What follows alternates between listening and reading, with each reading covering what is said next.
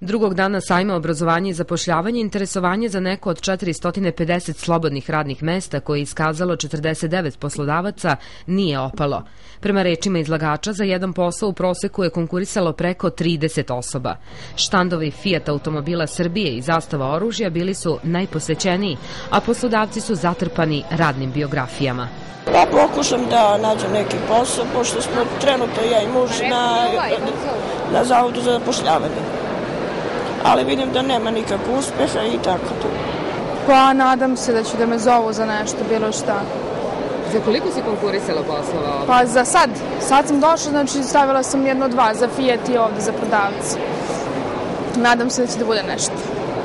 Pa ja sam relativno skoro došao, ali oko 10. Jel očekujete nešto? Pa mislim da su mi šanse 50-50, nisam baš 100% siguran.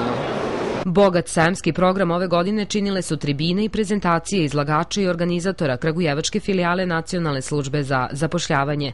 Obrazovni program Majke to znaju, namenjen majkama i deci do 6 godina starosti romske nacionalnosti, je projekat čiju realizaciju sprovodi obrazovno-kulturna zajednica Romanipen.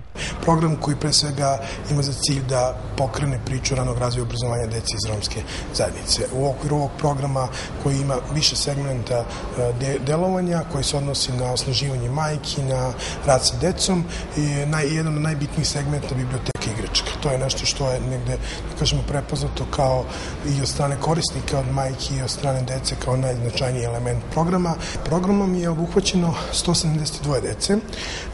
Na nivou 4 naselja se radilo u Kragujevcu, naselju Licika, Bresnica, Korman. 7. sajam obrazovanja i zapošljavanja u organizaciji filijale Nacionalne službe za zapošljavanje u Kragujevcu, Šumadija sajma i gradske uprave završen je danas.